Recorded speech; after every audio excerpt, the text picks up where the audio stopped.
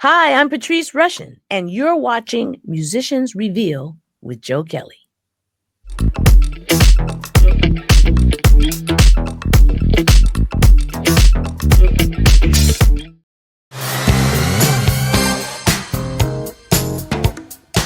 My next guest here on Musicians Reveal, I'm extremely excited because she's one of a handful of musicians when I got into radio back in '82 who really still have that influence. And I can remember back to those years and go back to that music. She's a world-class musician in all different genres. She's a world-class producer. She has been the director for some of the biggest television events around. And we welcome, from a little break in the action, Patrice Rushen. Welcome. Thank you. Very good to be with you. Yeah, I mean, speaking of time uh, off, we were talking off air. I know some of the listeners and viewers would probably be interested. You're LA native, still make your home out in that area. How did Mhm. you and your husband and family make it through this bad storm, the firestorm? Yeah, it's been an interesting time to say the least, but fortunately we're safe.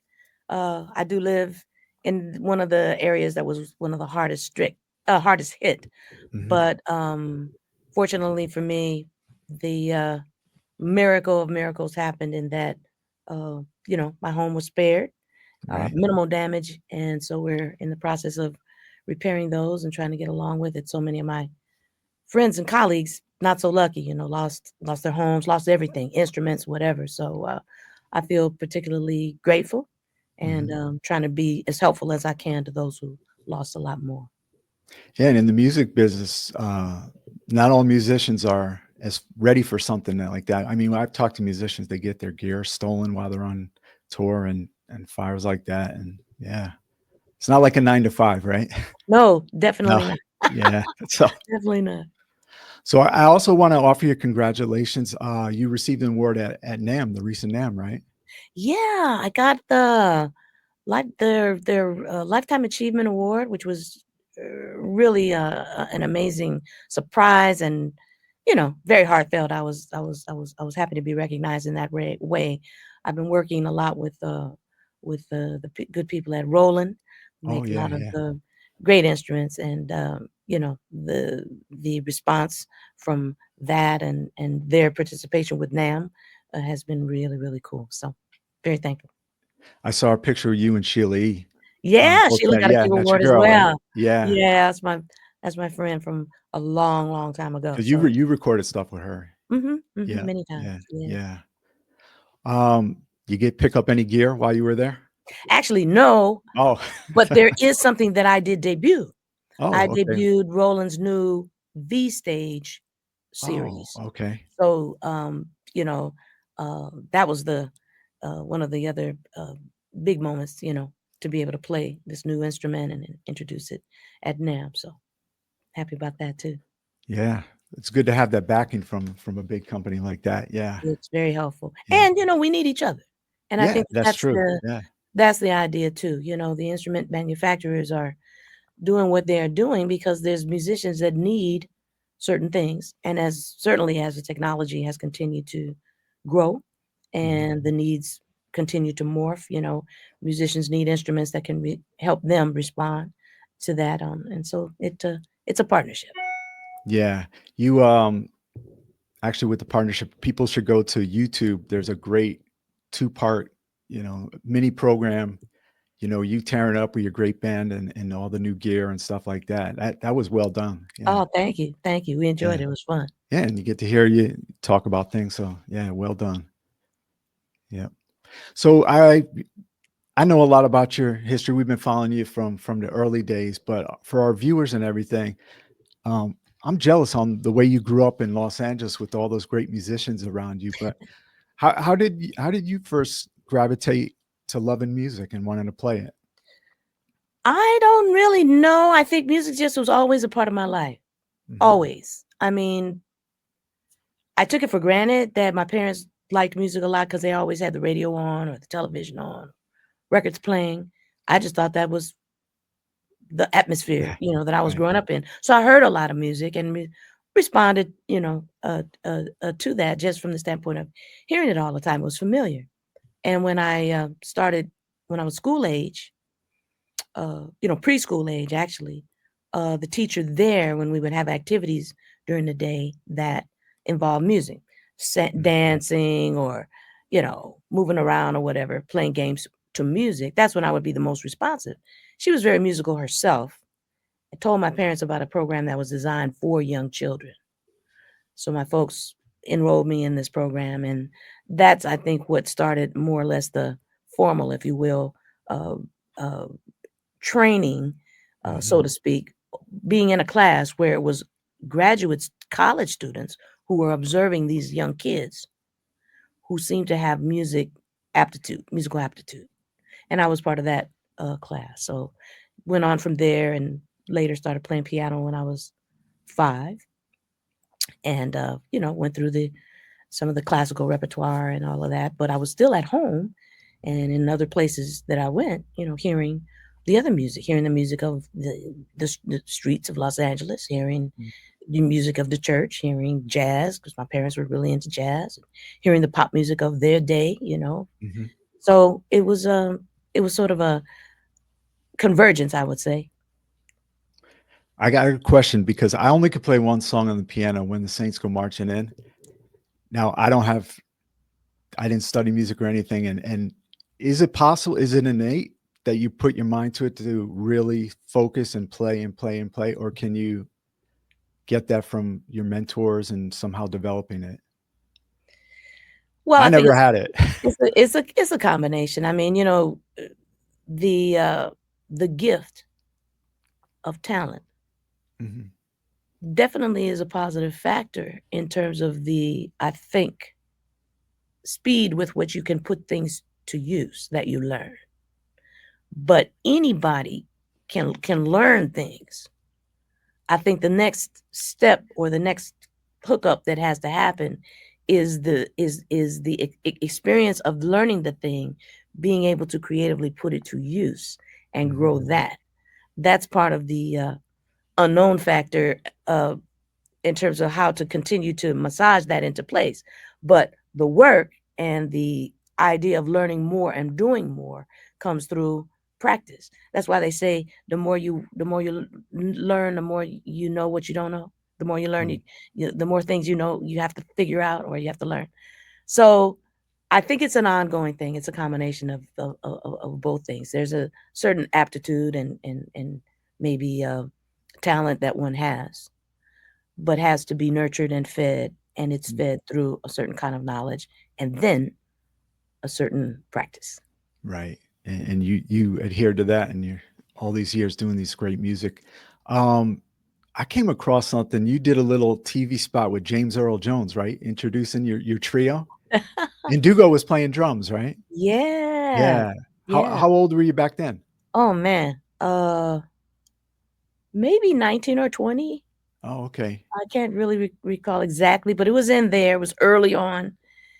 Because the song that we played on that clip was from the very first album, which was a jazz album that I did for Fantasy Prestige. Right. And the song was called "All Right Now," and I know that I was on the first album, so that was yeah, that Yeah. was it was a thrill because I was a big fan of his work as an actor, and so it was kind of cool to be introduced by him. That's right. So we advise our viewers to hit YouTube where they're watching this right now, and you can see something like that. Really cool to go back to revisit that. Also, Soul Train. You, I came across. You were a regular there or no? Well, when I first went on to Soul Train, I was just there as one of the kids dancing in the group of kids dancing. Right. Uh huh. I had not at that point, done any recordings, no commercial music, nothing like that, under my own name or anything like that. So I was just showing up with the rest of the kids, going over the Soul Train to dance. Did you have a partner back then? All different people, some of Oh, my high okay. school friends, we would go Right. Right. together, Yeah. and it was a lot of fun for Coca-Cola and a chicken dinner. Yeah, that's what everybody says in the documentary. Louis, right? Yeah. Louis C. Yeah, he's all yeah. That inevitably comes It up. was Did great you? fun though. It was great Yeah, fun and educational from the standpoint of being able to, and I went over some of our heads at the time, but it was definitely offering from Mm, a cultural perspective, certainly from a musical perspective, the idea for us to be able to see people performing, to be able to see people of color in a situation, particularly Black people, right. celebrating that, and that being so openly accepted by everyone as being something beautiful. That told young people a Yeah. lot, and I think everybody benefited from the whole idea of what Soul Train represented. Did you know Jody Watley and Jeffrey Daniels back I then? do, I Oh, do. I okay. didn't know them then, Oh, that not was awesome. well, but I Yeah, would yeah. see them all the time, and then later when I made the connection, as they probably did with me, Right. oh, I used to see you over there. Right, right, right. We're doing different things. Yeah. Mhm. Yeah. So you d I was reading you had an interesting, which was really important on you going on first to getting your first recording contract, the performance at Monterey, the Jazz Yeah, Fest. Yeah. yeah, yeah. Tell us a little bit about that. I mean, you're young and you're in front of that. And was it a surprise people were knocking on your door after that? Oh, definitely. I was not ready for that. What happened is that Monterey used to, as part of their educational component, the Mhm. Monterey Jazz Festival used to have a high school competition. And our jazz band at the high school where I went, Locke High School, entered the competition, and there was a combo division also. Okay. So I also entered the combo division. Our band didn't win the big band competition, but the combo did. Ah, And the prize, so to speak, was to be able to play on the main festival. okay. So that's how that appearance happened. I had a sextet, and we played. Who was in that early band? Let me see if I can. I shouldn't have put you on the spot. Yeah, Sorry. right. I'm gonna try to Maybe remember. just name one or two. Okay. Fritz Wise was playing the drums. Mhm. I think it was Gerald Brown, the same bass player that was playing um on the video clip we talked Oh, about yeah, with earlier. James. He had the Um, double bass. yeah, and I Yeah. don't remember all three horn players. I don't remember who they were, you know. That's But trivia if I anybody's know thought. Yeah. oh, no, it's really important. I'm kind of embarrassed that I can't remember. I'll No, have to no. go see if I can find the clip. But in any case, that was probably the first major turning point, in terms of getting a certain kind of attention that, allowed for things to go to the next step, which was, a recording contract, which I was not all that keen on having. I know that sounds very Oh, funny to people, okay. but Why is that? well, I was getting ready to go to college, I was just out of high Okay. school. I had plans, and, the thing about it is that I hadn't figured out really what I wanted to do, and people who made records, I was under the impression that they know what they're doing. Right. They've attained a certain mastery of something, and that's why it's worth documenting, and I'm not even close. So Mhm. I was a little, I didn't quite feel like I was ready for that. And so there were a couple of deals that came my way that I ended up, saying no. It's just I felt a little pressured. Then Fantasy Prestige came along, a very small label. Fantasy was a large label. Prestige was their small jazz component of their larger label. And they said, "Hey, no pressure. The money is not tremendous, but you'll have complete creative control. Take things sort of at your pace." And that sounded pretty good to me because I did need money to go to school, Right. and the idea of being able to have creative control and take things at my pace seemed to be appealing. So I went that direction, and that's how things got started.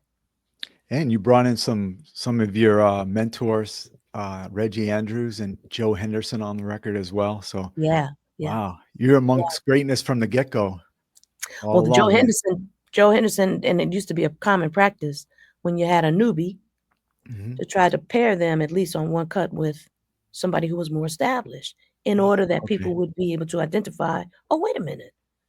I know this person, so let me check out this person. That was the rationale. Reggie Andrews had been my high school band director and was Mm. also, a producer, for other young artists that were coming along. So there was a comfort zone there. The exec producer was a guy named Orrin Keep News. And it was really Orrin that allowed for the environment to be as easy as possible. It was his decision to ask Joe Henderson to play. And when I found that out, I was like, are you serious right now? Because I was a huge Joe Henderson fan. Mhm. And he was so nice and so giving. And we had a really great time. It was a really fantastic first album, first recording experience for me.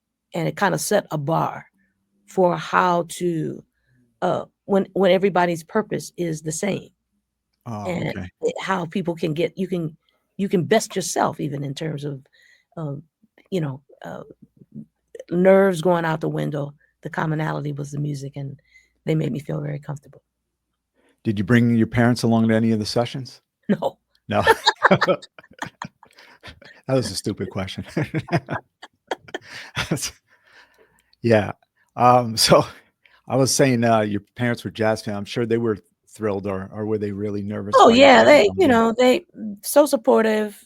That also is a part of, I think, the magic of how things sort of came into place. Is that my parents adored music, love music, but we're not musicians themselves. So this Mhm. whole world was completely new to them, and I'm sure for some of your listeners who are, music students, or or in families where they may be the only one that's into music in that way. It's a little different when no one else can relate to certain types of things. But having the support and my parents really being there to be able to say, listen, you'll be happy doing what you do best, so get really good at it. Mm. And that became, what we tried to do. Great, great advice. And another thing, I was joking in the beginning about being jealous. You had Earth, Wind, and Fire woodshed in at your school and played your prom, right? Yeah. Yeah. See, What those was that kinds of things were like? going. I know. That's crazy, hey, Bryce. Yeah. The the idea was that there was a time when in Los Angeles were a lot of different people who were, putting some different ideas and different things together. And Maurice White had this band called Earth, Wind, and Fire. Most people of like minds, even though there wasn't a institutionalized community of thought, there was this idea of all the musicians sooner or later got to hear about who's doing what. And you'd meet at clubs, or you'd meet at concerts or festivals or things like that, and you would see the same people. So people got to kind of know each other, at least by sight. Anyway, Reggie Andrews and became friendly with some of the people in Earth, Wind, and Fire. They needed a place to rehearse. And he says, well, listen, after hours, I got the keys to the multi-purpose room at the high school. If y'all want to come over there, you can do that. I'll have some of the kids hang out and help you put your stuff in the auditorium, help you set up. It'd be good for them to see that. And I was one of those kids. Wow. So we would stay and listen and watch them work a little bit. And then about a year later, they blew up. But before they blew up, they thanked us for the use of the auditorium by offering to play for the high school prom. And I was a senior. And so, they Wow. played my high school prom.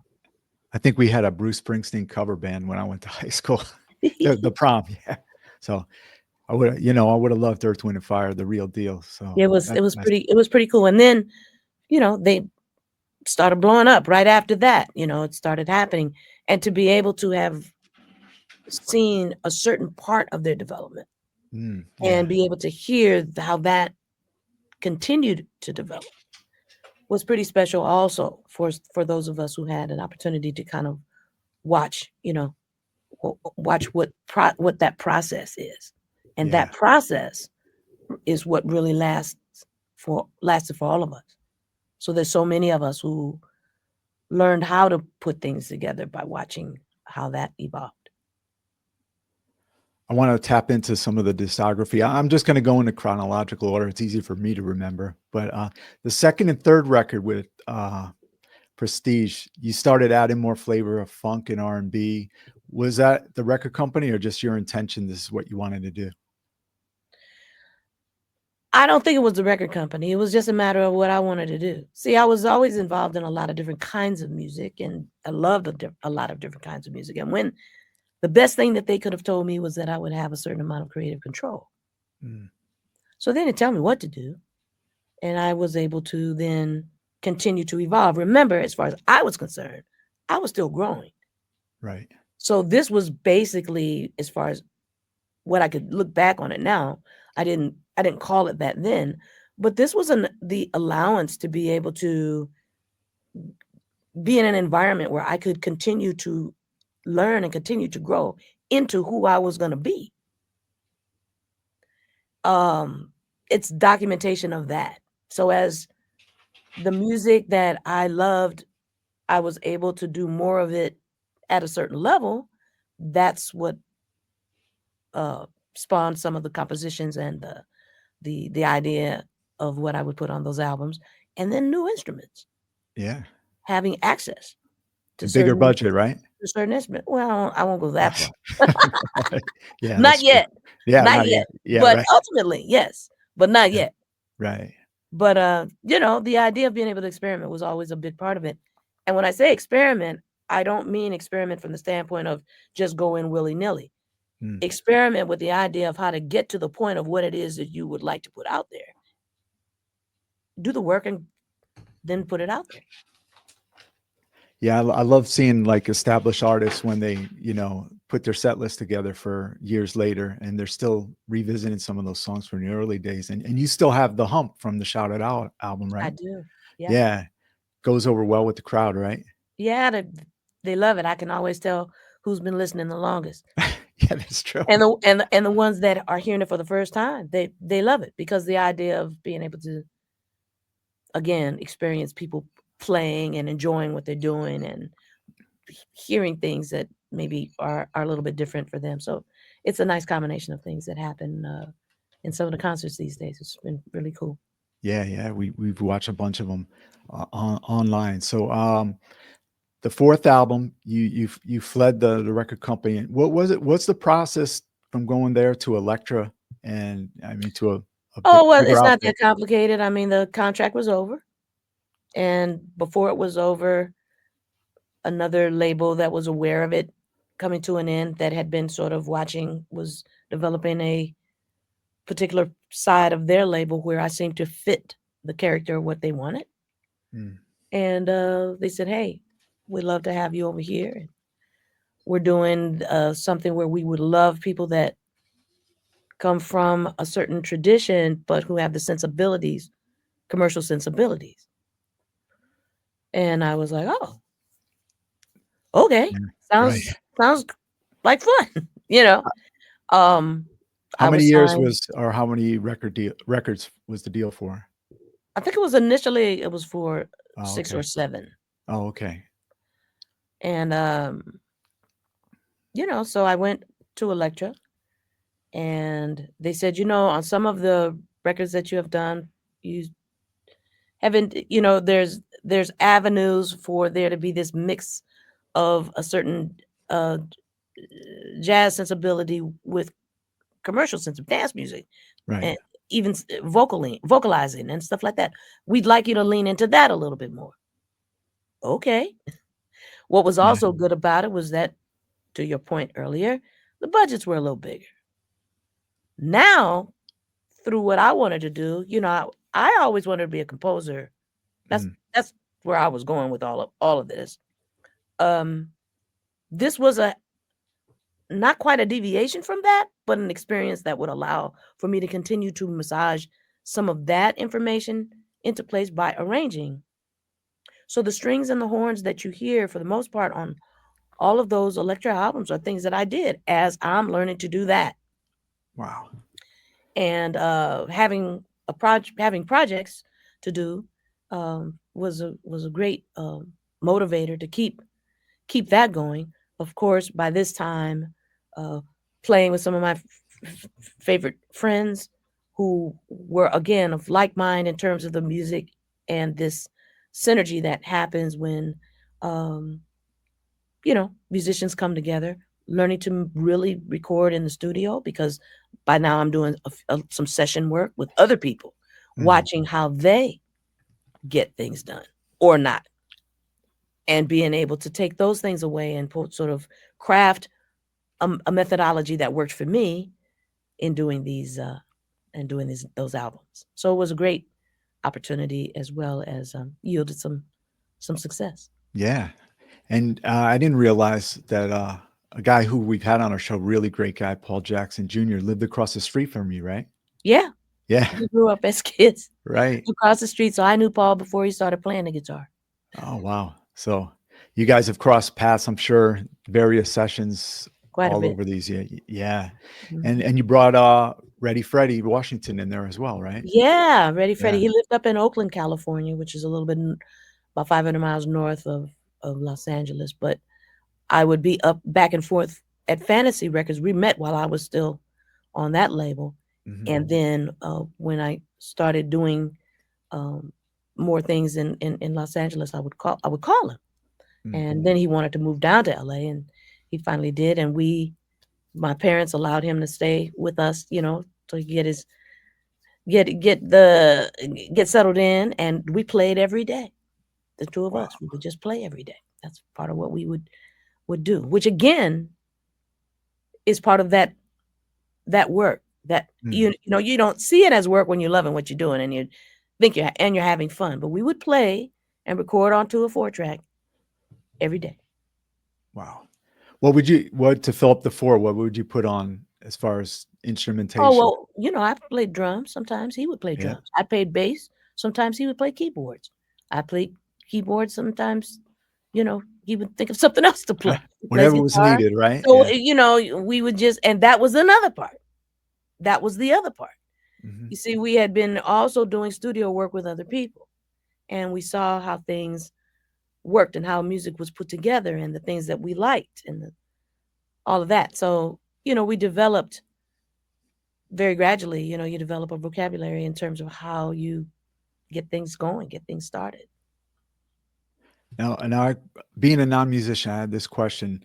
You're classically trained, and a lot of the musicians you work with similar. Could you be in a project without being able to read music? Oh yeah, a lot of Yeah. people in projects and they Right. don't read music. Right. Um, just like you can talk and not know how to read. Yeah. True. Yeah. But if you read, Yeah. you'll speak better. If you read, you have more colorful ways to be able to say things, right? Yeah. So it's a matter of this. It's the same kind of thing. No, you don't have to be able to read at all. You don't have a preference of musicians you're working Oh with? yeah, I do. I Oh, would I okay. would like for them to read because it makes it faster for me to get to the creative part. Right. Okay. I guess Here's that's what I here, was heading here's for. here's Yeah. what I want. Right. I put it in front of you, start playing, and then you understand where I'm going, and you can begin to add things or begin to help to shape it, because the language that we have is like a code. Mm. It doesn't say everything.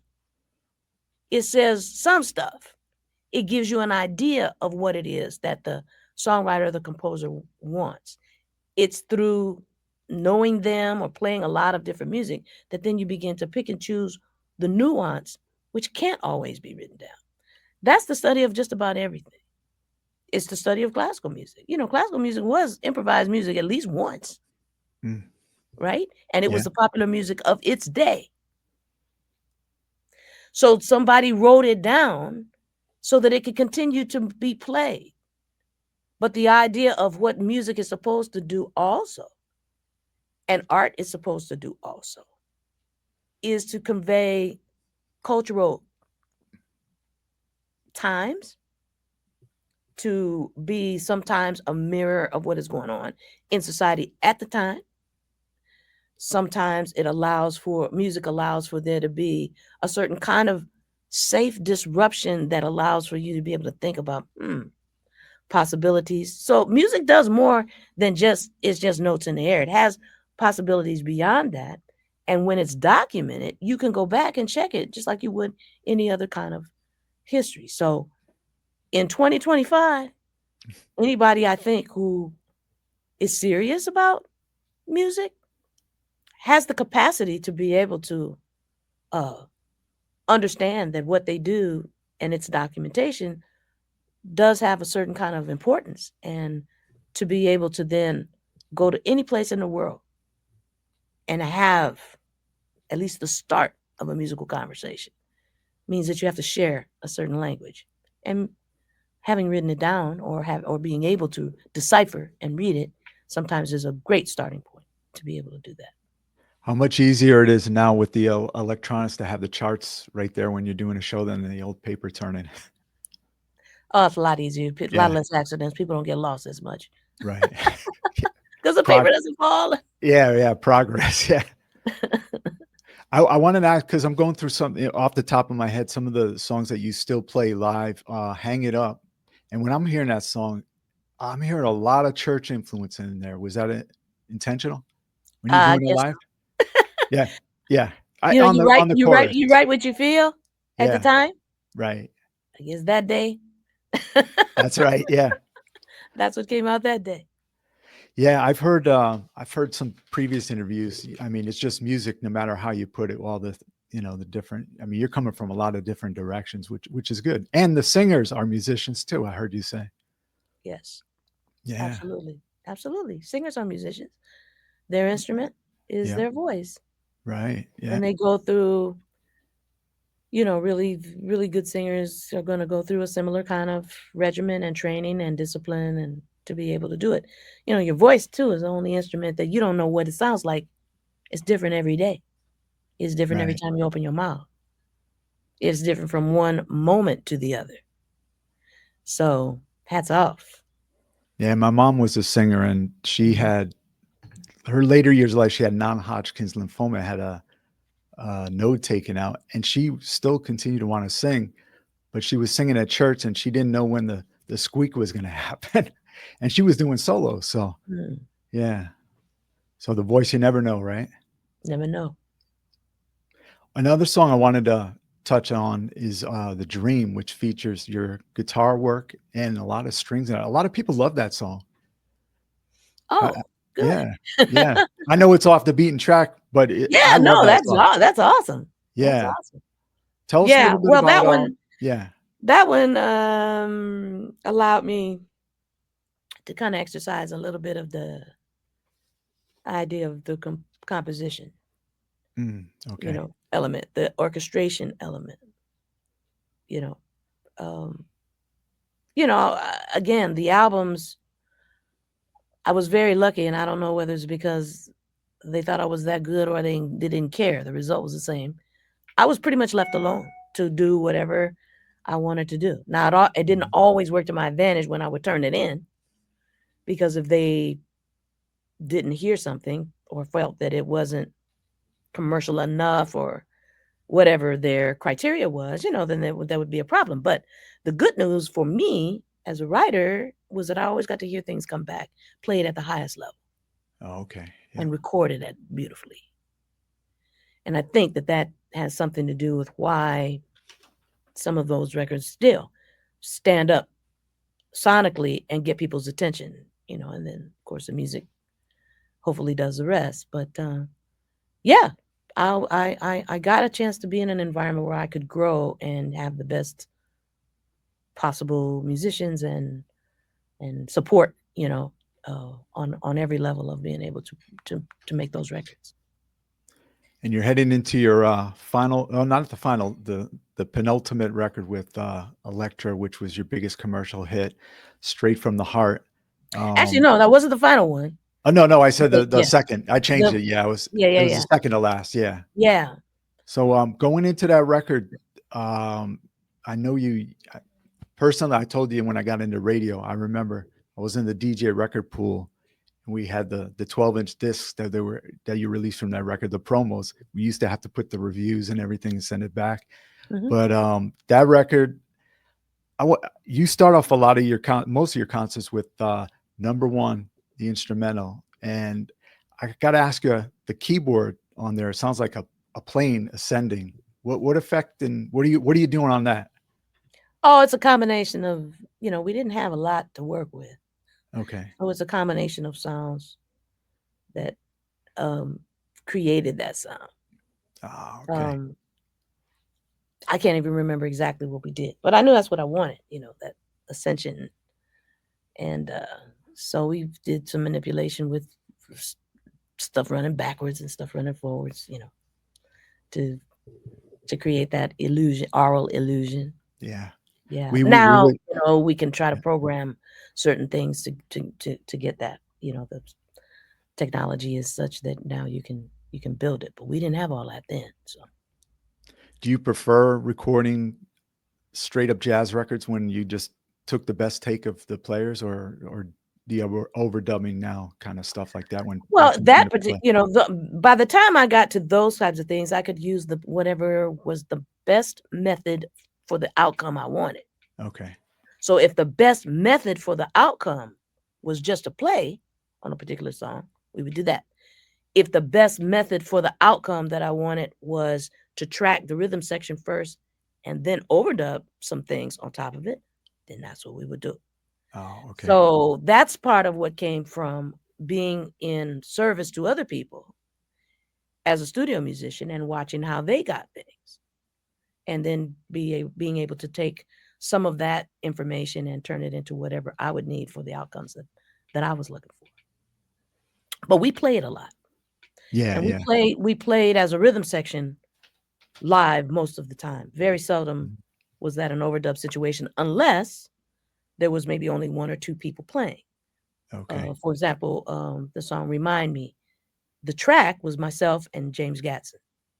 Just the two of us played. Okay. Then, because of the sonics and the things that I wanted to use, the other stuff was overdubbed after that. But a song like Number One, rhythm section was all in the studio at the same time. And what was overdubbed after that were the horns and vocals. The story with Freddie Washington and that bass groove, that'll go down as history as something else. And how did that originate? On Forget Me Forget Not Me You. Nots. Yeah. We were, like I said, we played every day. Hmm. And one day we were playing, and I think I went in the kitchen to get some water or something. He was still playing. I said, "Oh man, what's that?" He said, "I don't know." I said, "Well, play it again." So he kept playing it, and we recorded it. And he kept messing with it, I think, and took it to a mutual friend of ours, Terry McFadden, and she came up with the idea of sending you forget me nots to help you to remember. Baby, please forget me not. I want you to remember. Okay. When he brought it back and said that melody, it needed a verse and it also needed the chords to be defined. Right. And they needed to be very simple because the bass line was so complete. And we just kept working with it, and that's how it came together. So, wow, I'm gonna record this. So we finished it, and then it went on that album. What Was what's it like? Yeah. was amazing to we because we recorded it very much like we did at home. Started with Mhm. the chords and the bass line, and I think the last thing we put on there was drums actually, which is unusual, Right. but that's how we figured it out because it had a drum machine, with the finger snaps and the hand claps. Um, yeah, and then we took it around to play it for people. We had friends that worked in clubs and stuff, Yeah, discos, yeah. and we That would was a take it cool by and story say, about it. "Hey, Yeah. put this on, and let's see if the dance floor clears or if the dance floor stays active." And looked like we had us a little something. So we were shocked when we took the whole album straight from the heart into the record company, and they didn't hear anything. Wow. And they said, "Well, we don't hear anything on this." And I mean, that's the album that has Number One on it. It has, you know, Whether Is Love on it. It has Remind Me on it. It has, of course, Forget Me Nots on it. It has a few things on there. Yeah. And so we were very, very disappointed, but not disappointed enough not to take certain action that we had learned years prior to watching how other people marketed their records, especially if they got a little bit of hesitation or resistance from the record company. And I had records before that were not that turned out to be, big records later, but initially were off to a slow start because they were different, and I guess people didn't record company people weren't responding as quickly for whatever reason. And so by this time we heard about independent promotion, and that's when we took action to see if we could get the thing started. You can't make people love it if they don't. Right. But if they never get to hear it, they don't have the opportunity to say yes or no. So we took action, and it turned out to be a mighty Yeah. thumbs up. Yeah, you did like a cross country visits to the radio stations, right? Hmm. Yeah. Did you hit BLS with Frankie Crocker? I sure did. Yeah.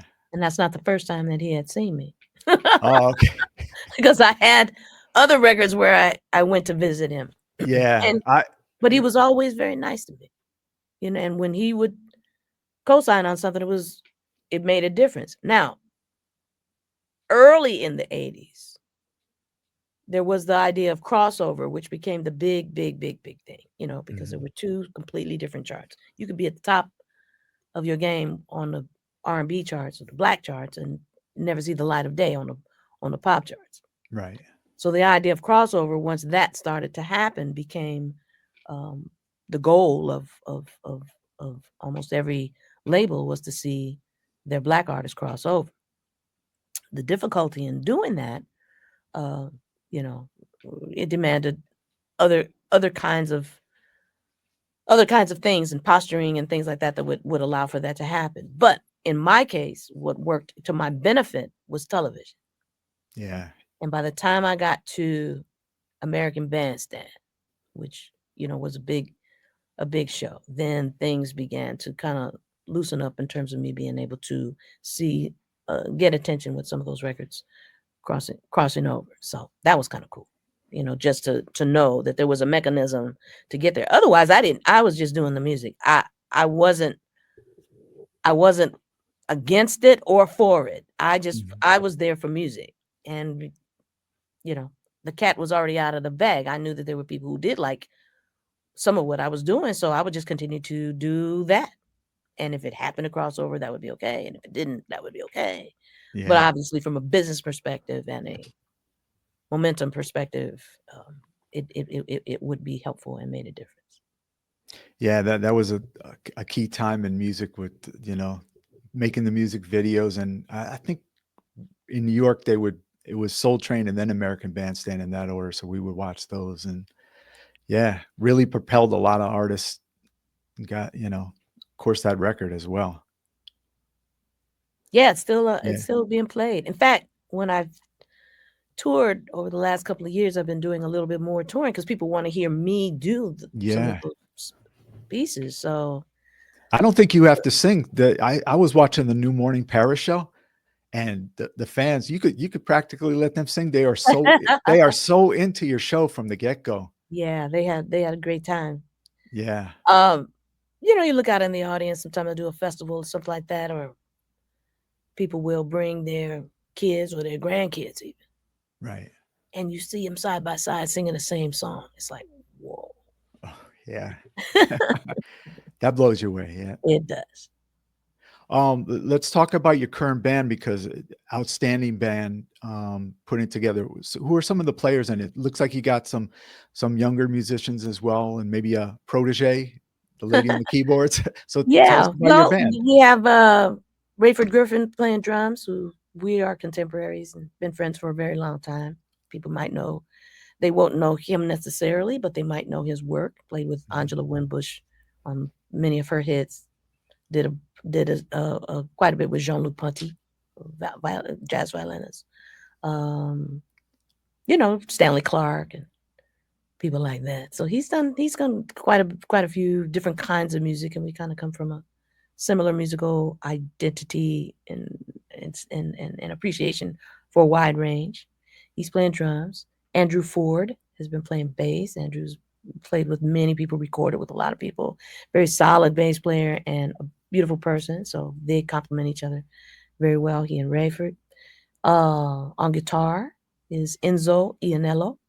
Enzo is formerly one of my students and a Oh, student of okay. Paul Jackson Jr.'s, in fact. Wow. And, was a very intuitive and very disciplined player, learned a lot, amassed a lot of information. And since graduating from USC, he's been just doing more and more and more and more. So I'm really happy to have him in this group. And then also on keyboards, uh, and you talked about proteges. A lot of times, you're looking for people to play, and then you Mhm. realize, oh man, the person also needs to sing and also needs to do this and this and this. So I met Alexis Angulo years ago. I met her when she was around 14 years old. Wow. I used to participate in a program again up in Northern California, which was called the Young Musicians Program, and she was part of it. And I saw her then, and then watched her continue to grow. She ultimately ended up at USC as well, where I was teaching.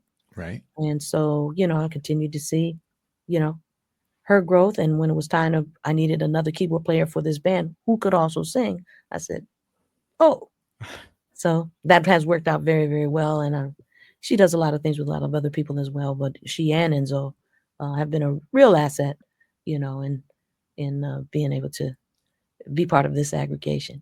And then I have two horn players, Rastine Calhoun, and he's been, I don't know, I've known Rastine since high school too. Okay. It's like he was a little younger than me, Yeah. but you meet people Uh-huh. and their personality sticks with you. Right.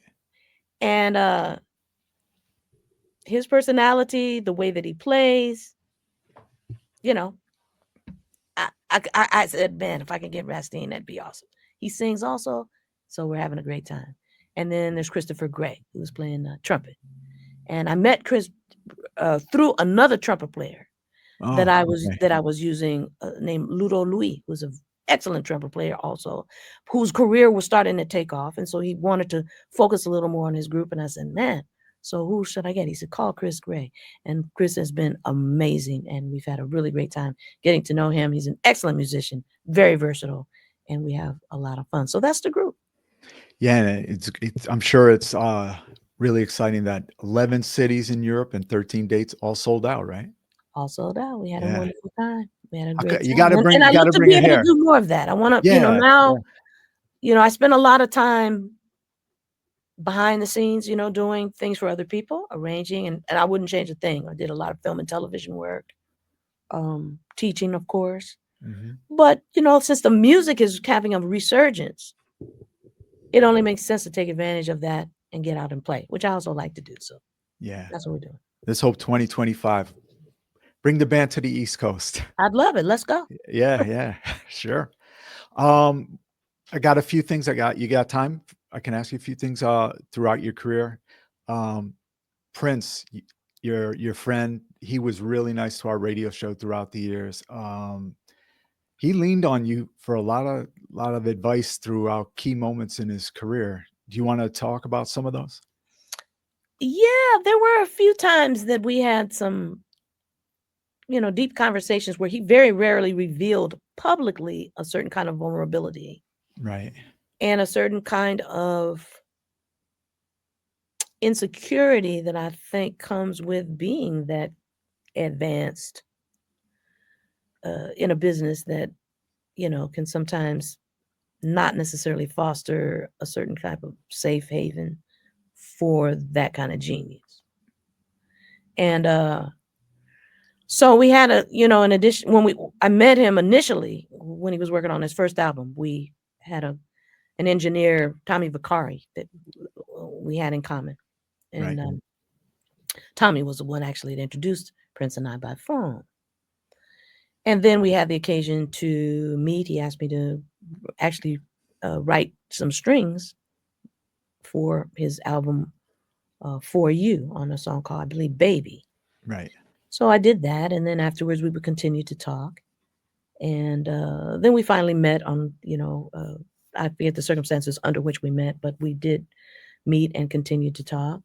And then his stuff just started blowing up, and in a beautiful way. I would go and see the concerts and stuff.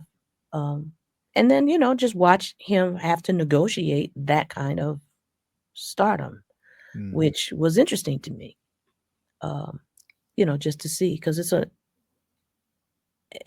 everything about it is not great. And especially when it happens really, really fast. And And when I say really fast, I mean that part of it happens fast. And there's a lot of people pulling at you for one thing or another. And, I think it takes its toll on people. But the conversations that we were able to have were always grounded in the music. And we had several conversations when Purple Rain came out. He was very nervous about it. And I said, well, he said, I may have bitten off more than I could chew on this one. I said, well, did you do the best you could? He said, well, yeah. I said, well, then you have to let it go. Now you've done it. You're not going to unring that bell. So now just know if you did the best that you could, the people will determine. And, we saw what happened with that. Yeah. And then there was another good that you gave occasion. him a push. Well, it didn't take Yeah. it doesn't take much when the person innately already knows, or they wouldn't have done it. Yeah. But the idea of being an artist is sometimes we also wear a certain kind of insecurity. Some of the same energy that goes into why we're able to feel certain things and push it out and manifest it as music. Mm-hmm. Well, some of that same thing works the other way too, that there's an insecurity there about it because you feel things so deeply. So, he had those moments too. And then I think one of the ones that was so profound for me, now he's, major superstar, and he's going to do the Grammys with this new ingenue named Beyonce. And they were going to they opened the Grammys one year, and I was music directing the show. Right. And they had rehearsed and gone through the thing. And, I went to rehearsal and made sure everything was okay. And we had a nice talk and met her and all that. So we were rehearsing. With the Grammys, they run it once and then they reset and go.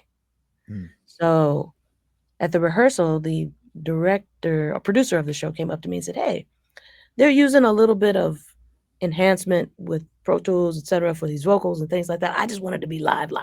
I just want them to just play. And I need you to go tell him that.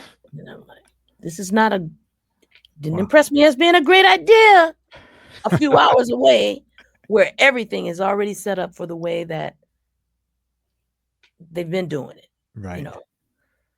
Everybody in the truck is ready to do it a certain way. Cameras are ready to do it a certain way. Sound in the building is ready to do it a certain way. Sound to record to go out and broadcast is ready to do it a certain way. And then the producer throws this large wrench in it with his request. But my job was to go tell him. Right. So I went over to Prince and we had to talk about it. And I said, okay, well, I know you're all ready to do it like this, but there's the idea of you just doing it live. And he says, what do you think I should do? So I made sure no microphones were anywhere near me. Yeah. And I said the same thing that I said to you. I just reminded him that everybody else who was ready to make this happen was set up and ready to do it a certain way on the basis of days of preparation. And that while it might be able to be okay, they're not set up for that. They're not ready for that. Now, that doesn't mean that they can't do it, but that's a heck of a chance to take. Yeah. Because when you get off this stage in a few minutes, they're going to reset this show. And the next time we see you is top of show going out. Wow. And he says, okay, I got it. Tell him no. And you were relieved probably, right? No? In the biggest way. Yeah. In the biggest way. Because you see, the music director at that time, I don't know if it's the same now, but at that time, the music director still bared the brunt of the responsibility relative to how the performances came off, musically speaking. And there is a direct correlation between, the kind of communication that you can have with the artist as to what it is that they are about to do. That sometimes I think is not necessarily part of the equation when people just decide arbitrarily, let's do it like this now. Sometimes it doesn't work. That's a lot of responsibility on your shoulders doing the 3 times you did it, right? The Grammys, the Yeah, music. I did the Grammy Yeah. speech.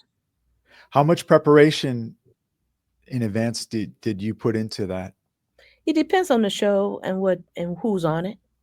Okay. You know, the Grammys had gotten to a point where so many of the acts, probably more of them than not, are self-contained. Okay.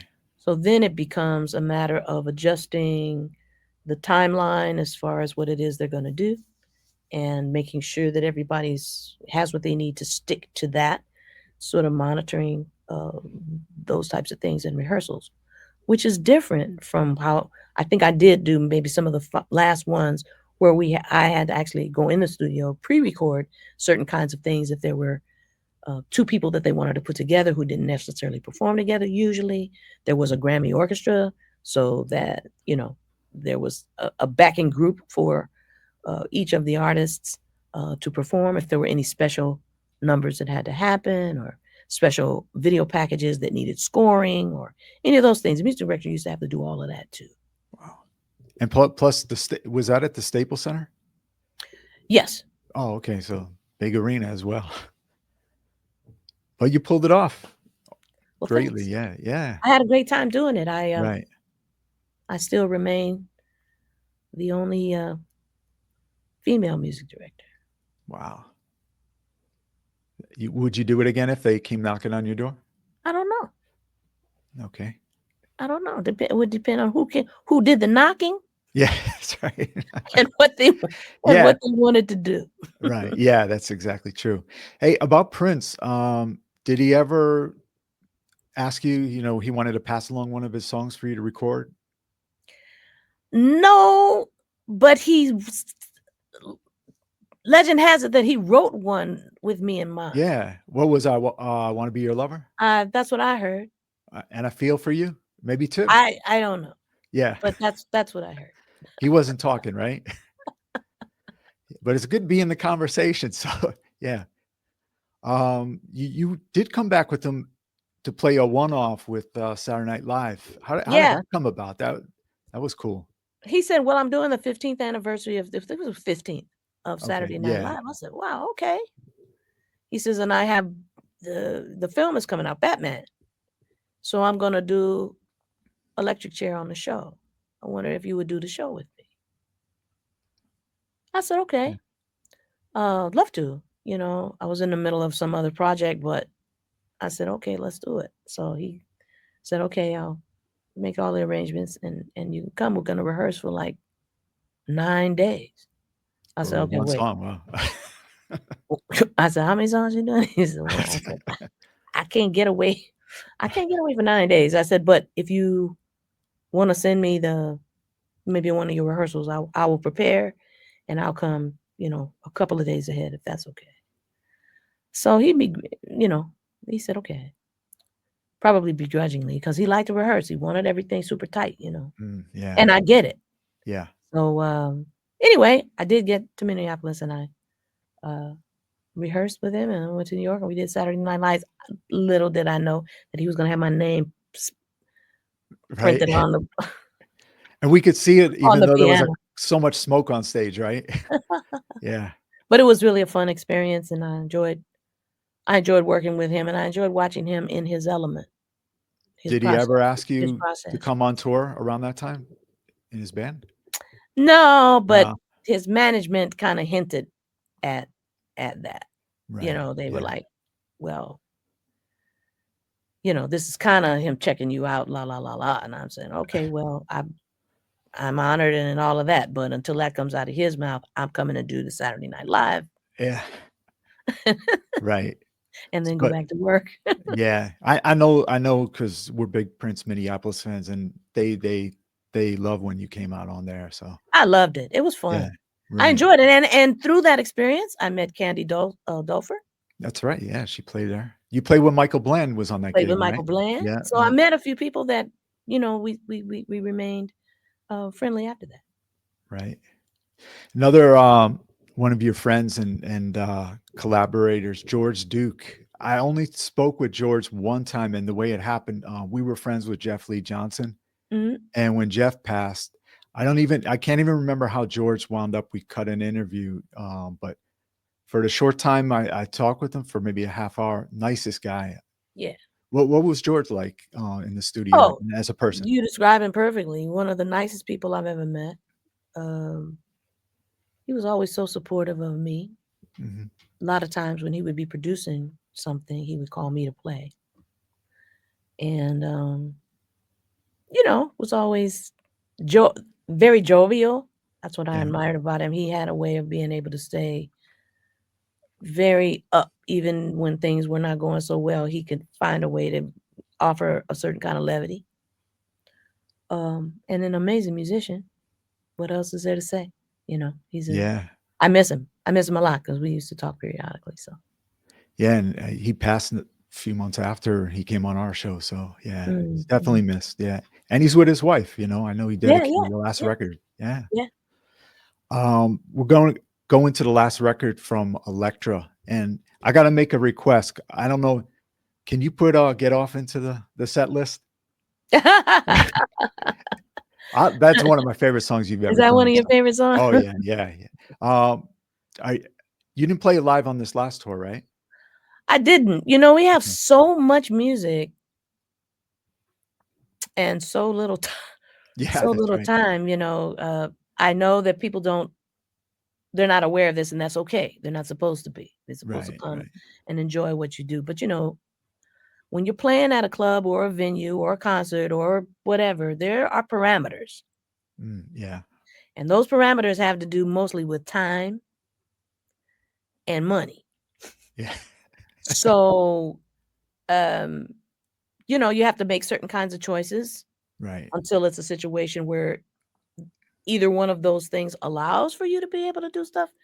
And in most cases, for some people this will sound a little strange, but in most cases, wherever I would where those video clips and things that you saw, those were hard fought. It wasn't like people said, "Hey, just come and do. Could you come to our club and do?" It was always Yeah. having to say, "Well, can I look at the Spotify numbers and look at the da da da da da and Oh wow. blah blah blah blah," and you know, Yeah, working it out so that the routing of getting from one place, you just don't show up in Paris, do your gig, and leave. yeah, yeah. How did you get there? What does that cost? Where you staying? What does that cost? People are away for a certain amount of time. You try to organize things so that the routing and all of that, there's a lot more that goes into it than Mm, just you showing up. right. And these days, it's even harder. So I share that with you so that your viewers and your listeners can realize, man, when I go to see somebody, they've gone through some stuff to be able to make it so I can go have a good time. And we do that because we love it. We do it because, the audiences are requesting it. But the audience request doesn't always equal what the promoter is willing to help facilitate. Yeah. I don't say that to be disparaging to either side of it because both you have business and commerce and art. And what you're trying to do is find a way for those two to coexist in such a way that everybody wins. But it's a puzzle Yeah. and one that has to be worked out.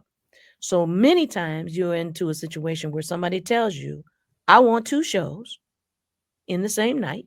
Mm, Each one of them is an hour.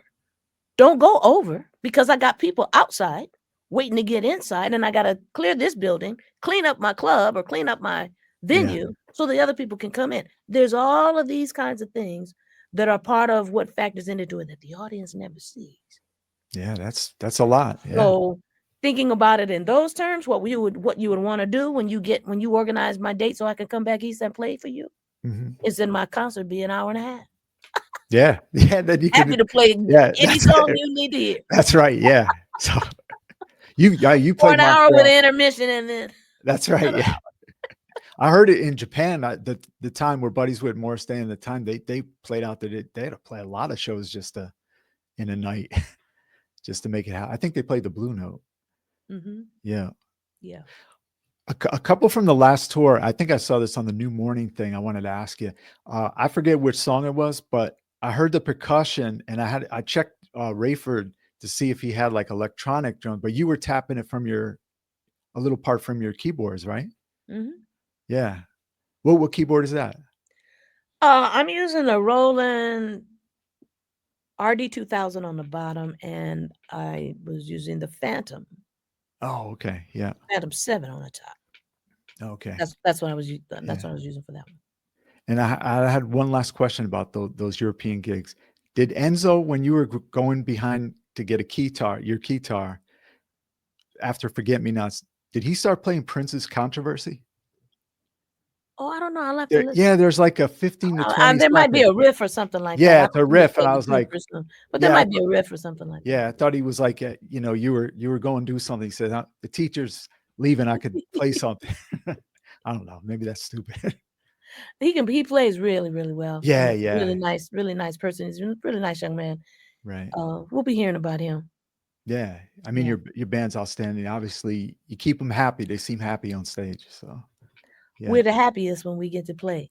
Yeah. And when the circumstances are such that we can just show up. I also have a really great staff, Mm, because that's the other part.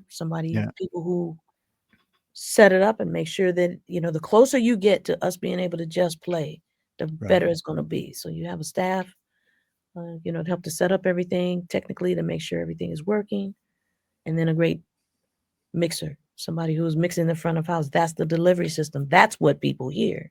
Mm, And, to have all of those things in place, plus a tour manager that helps to organize and keep us organized and on a schedule that is doable without wearing us out. There's a yeah. lot of things that go into Yeah. touring that make it such that when you see some people on the stage, um, that there's been quite a few factors that allow for it to look as easy and as smooth as it does, without wearing out the talent. Because it can Right. look smooth and easy, but how many times can you pull it off under duress? So the best things to do are to, everybody is on the same page, just like when you're recording. Everyone's on the same page to try to make Right. the music happen. And when that's when that's happening, get something good. Yeah. And you got to stay healthy. You're in another country, and Yeah. Well, you got to stay that's tough. healthy if you're in this one. Yeah, that's true. You know Yeah. what I mean? Yeah. If you're Right. going down the street to play, you still got Right. you got no. There's a discipline that's involved in terms of finding your regimen. Hmm. It's not any different from anything else. When there's something that you love to do and you do it well and you're trying to do it at a certain level and be consistent, Mm, there's certain things that come into play. And, when you keep it together, mostly it works out. You don't. yeah. Have you ever had to, in the midst of a session, some musician just wasn't working out, and you had to politely say, "All right, you're not needed," in a nice way? I haven't had that experience on one of my own sessions. Had that experience on somebody else's session that I was producing. Oh, okay.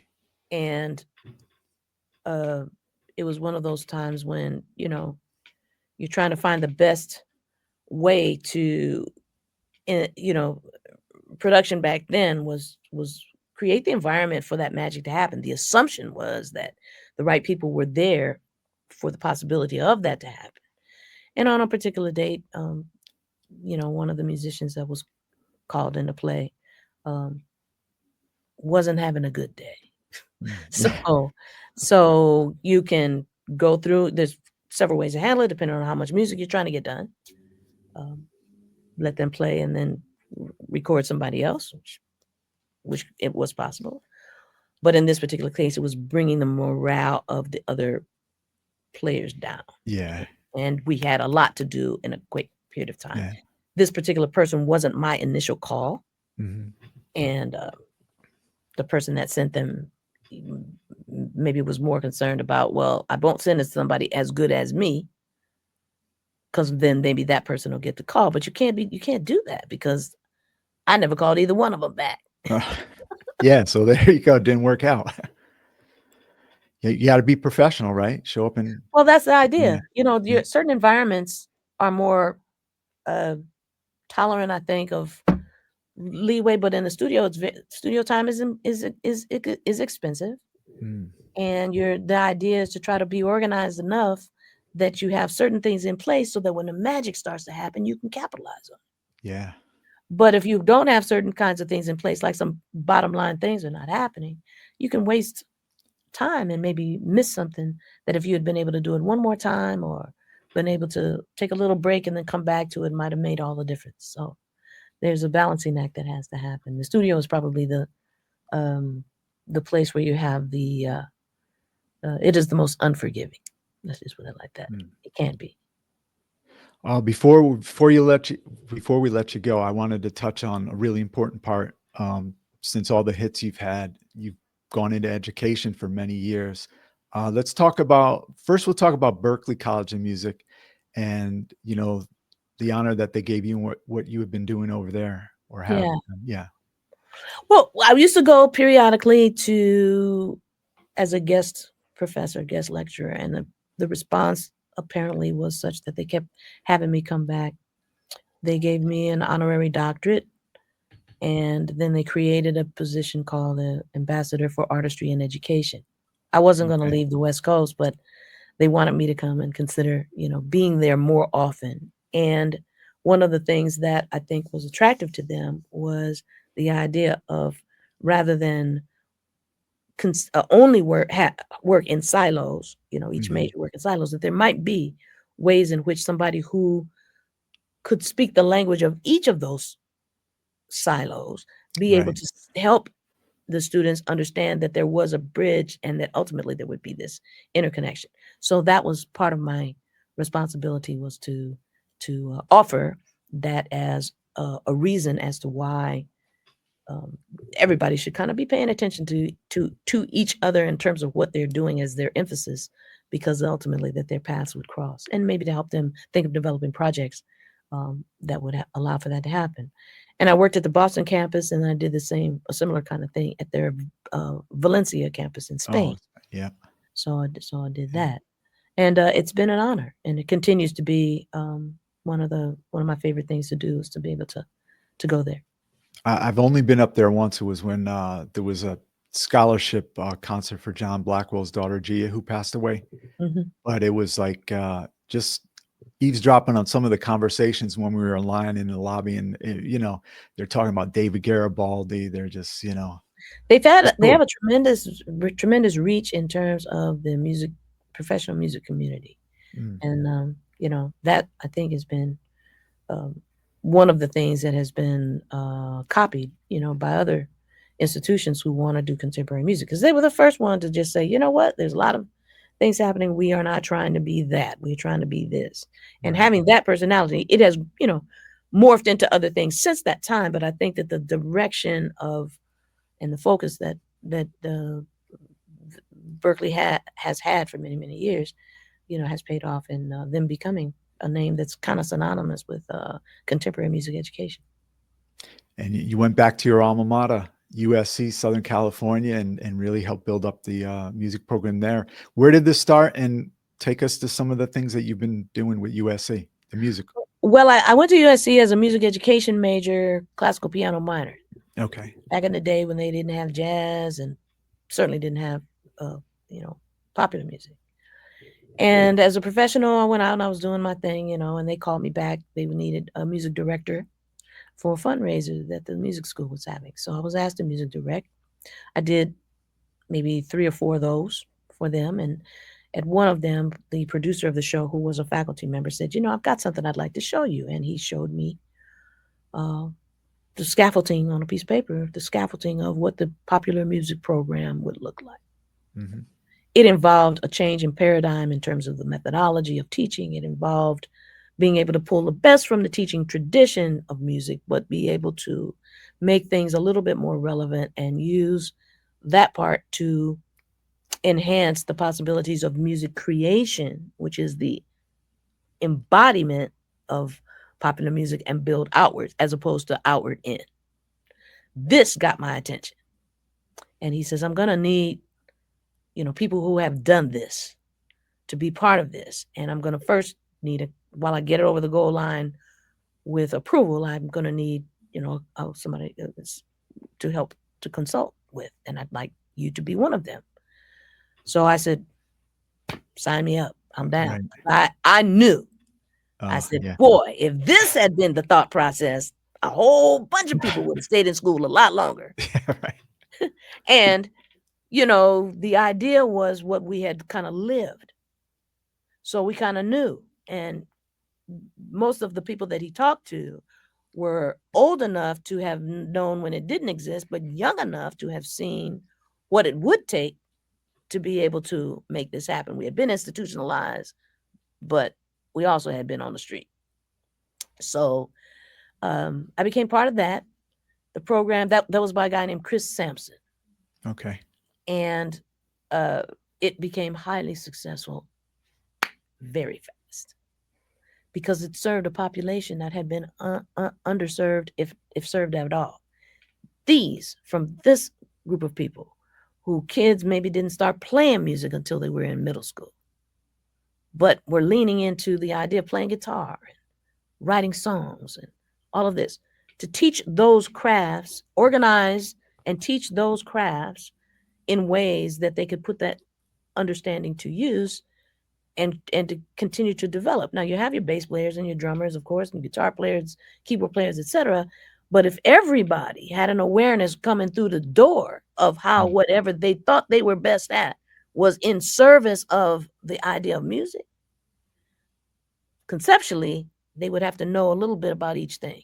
That was the neighborhood I grew up in. That was the Earth, Wind, and Fire I saw. That was who I listened to with George Duke. That's who Herbie Hancock is to me. That's who Quincy Jones was to me. That's who Roberta Flack was to me. Yeah, rest in peace. Yeah. In peace. Yeah. Did you ever do recordings with Roberta? I didn't do any recordings, but the group I was in opened for her in Japan. And so I did know her. Okay. Talked to her on the phone several times because she was a fan of my work and would periodically call. Wow. Well, she left her mark. Yeah, She definitely. certainly did. Yeah, right. But you see what I'm saying in terms of Yeah, this? right. So that's how that happened over at USC. By example, by lived example.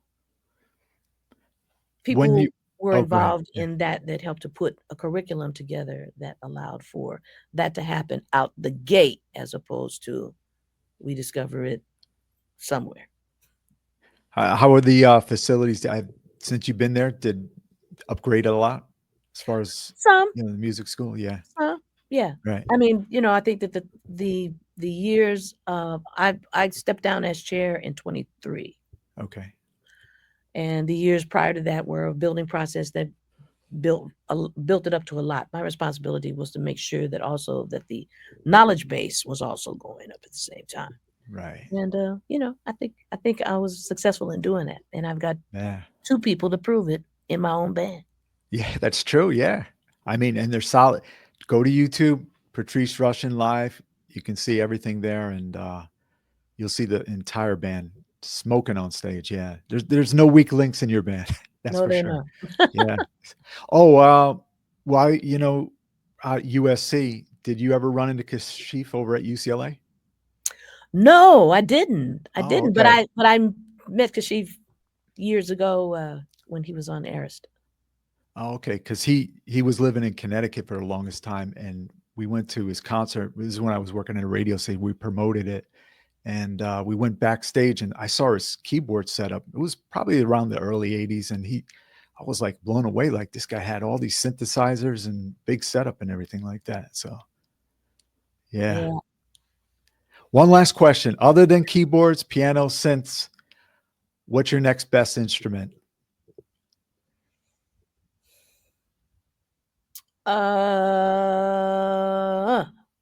Flute, probably. Oh, 'Cause okay. that's what I Wow. played all through middle school and high school. Do you play sax as well? Not very well at all. Okay. Yeah. No, I liked flute because in the marching band, you're on the end. Oh, In an okay. orchestra, you're right in the middle of all of this sound. Wow. And remember, I wanted to be a writer. I wanted to be Yeah, an that's right. orchestrator and a composer. So to Composer, be TV, film. able to play an instrument other than keyboards and piano, which as part of a rhythm section, you're playing all the time Right. Yeah. or alone. Right. To be part of an ensemble, especially I started playing flute in middle school, to be part of an ensemble and to be able to have rest and watch and then come in at the right time, how you come in, and all this kind of stuff. Man, it was a game changer. It changed my piano playing. Wow. You Yeah. know, the idea of creating something that was communicative, something that involved a moment, you know, that the listener goes right along with you. Oh man, that was a game changer for my writing and Yeah. everything. And so yeah, I'd say flute would be next, but I also play drums. I play a little bass and guitar sometimes. Yeah. Well, you Mm. got all the toys behind you, it looks like. Yeah, I'm never bored. That's for sure. Yeah, that's right. Yeah. And you can record any time of day, right? Right. Yeah. Oh, I'm a big liner note reader and everything. A guy who's passed away, Jeff Ramsey, was on the Anything But Ordinary. Yeah, he was from my hometown. Is Really? that right? Wow. Yeah. Well, I lived the town next to him, Yeah. and he was from Bridgeport, Yeah, Connecticut. he did And a couple of albums with me. oh, okay, I I did didn't an know that. album called Anything. Well, you know, he's on Anything But Ordinary, but he's also on the last album that it was called Signature. Oh, And we okay. did The Sweetest Taboo together, and I think That's right. The Sweetest Taboo. He did there was another co-vocals on that. a Yeah. cover song that Right. we also did. I had called whenever I would come back east and have a project or something. I would call Jeff all the time. I miss him a lot. I met him at Berklee, Yeah, and yeah, that's right. Barbara Thomas he's put me in contact with him. I uh never met him in person, but we talked a lot on the phone, and sweetest he guy. came And over when I was for doing television, and he moved out here for a while. okay. And when I was doing television and needed a male voice, I would He was call part of him the band. straight away. He blended with women really, really well, but he had his own distinct style and, you know, just an incredible musician, just an incredible musician. Yeah. So, yeah, so I used to do television show. I did the Steve Harvey show. He did with me a few times and quite a few things. Paul Jackson Jr. told me when he was doing American Idol, I said, "How much lead time do you get before that week's episode?" He said, "Very little." Is that like in the 5-day a week talk show as well? Yeah, TV in general. I've done episodic television and I've done television movies. Hmm. And the time is really condensed. It's really short. You don't have a lot of time. I think the longest television project that I may have had to do, I may have had 11 days. Wow. So Yeah. it's really tight. But the Yeah. good news about it is that, you know, and that's why the people who work in in the television and in the film medium are so precise, because you don't have a tremendous amount of time, and you cannot always count on the fact that if it doesn't work out, that you'll be able to do it over. Right. So you really have to go for uh, being able to try to hit the target the first time, because you started it on Thursday and it's going to be on next Thursday. Yeah. Yeah. But you can pick your own people, right, to be in the band. Pretty Sometimes, much. Yeah. sometimes you Sometimes. can, Yeah. and sometimes it depends on the Okay. show. Right. Mhm. Right. One last question. This will be it. I know you're always staying busy. Can you tip any of your hand what you've been working on lately? Actually, I'm working on a commissioned assignment from Juilliard Prep School and Interlochen School of Performing Arts joined forces Oh, okay. and asked for a piece for their orchestras Wow. that they're going to premiere. So I'm working on that now. It's due in August. And so I'm working on that for them. I'm going to be playing with my own band, two bands actually. I'm going to be doing a concert May 2nd at Walt Disney Hall Okay. in Los Angeles. I'm going to do one half. It's going to be jazz classics. So I'll be doing, a quartet. Right. And then the other half will be the hits. Wow. So I'll do Yeah. have two bands, to be able to do that. So that's coming up. And we'll see what else starts happening for the summer. There have been some other things sort of tossed in the wind that are not firm yet, but Right. just keep your eyes peeled. Go to my website www.patricerushen.com.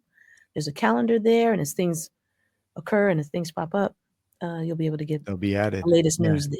Yeah. And trust me, our viewers out there, great band. And Patrice has been doing it since she was a little kid, right? Yeah, right. Yeah. So thanks, Patrice. It's an honor. I've wanted to have you on the show for so long, and Thank just you you. made my day. Oh, awesome. Awesome. Well, I appreciate it again. Thank you to all of your viewers and listeners, people who are enjoying your show. So continue to support Joe and what he's doing so that you can get the information. Yeah. And Thanks. keep in touch. All right. Thanks, Patrice. Okay. Bye. They all began